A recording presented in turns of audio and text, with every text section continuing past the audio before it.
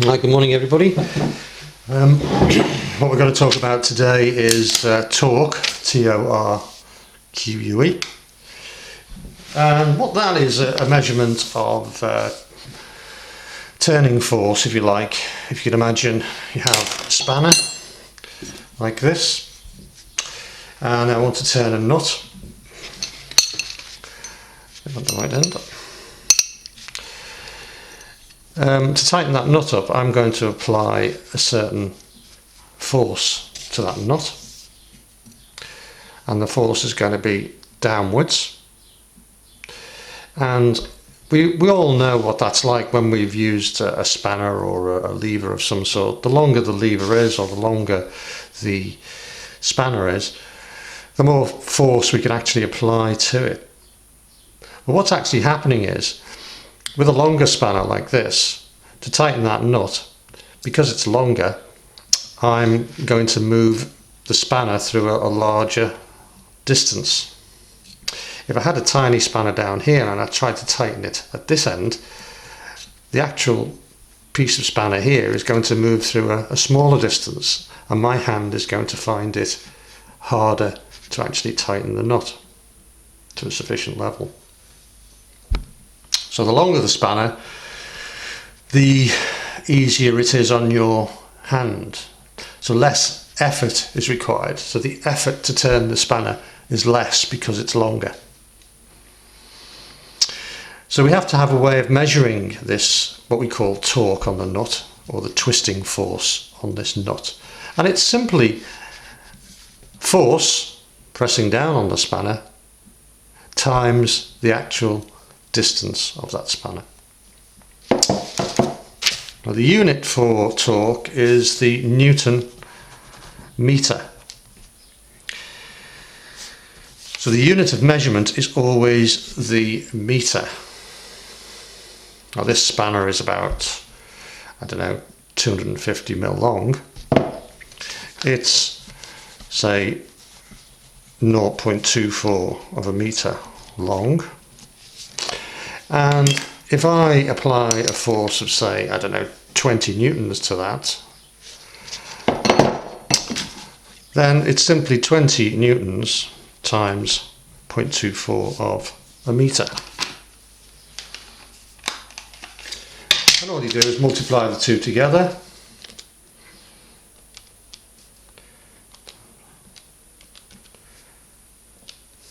.8 Newton meters.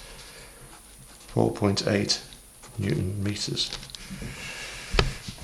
Now in engineering, nuts and bolts on machinery, including, for example, the wheels on a lorry or a bus, the nuts have to be tightened up to a certain torque for safety reasons. And very often you'll see a label next to nuts saying tighten to 4.8 Newton meters, or a lot higher than that. I mean, I'm applying a fairly gentle force to that nut. So in reality, big nuts require big torques to tighten them up. Right, so let's take an example then. Yeah, if I have a wrench, there's my wrench, and it's 43 centimeters long, and a force of say 96 newtons is applied to it. What is the torque produced at the nut? Well, don't forget this is in 43 centimeters. I measured millimeters and converted it to meters. You've got to convert centimeters to meters. So make sure when you're dealing with these torque questions that you have this distance always in meters. So that's 96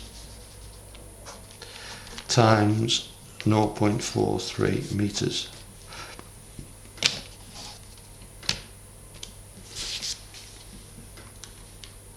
Times 0.43, 41.28 Newton meters. Okay. Now, although it's force and distance, don't forget it's simply what we're calling a moment. It's not actually work done, because torque is simply a force, a measurement of a force around a particular fulcrum.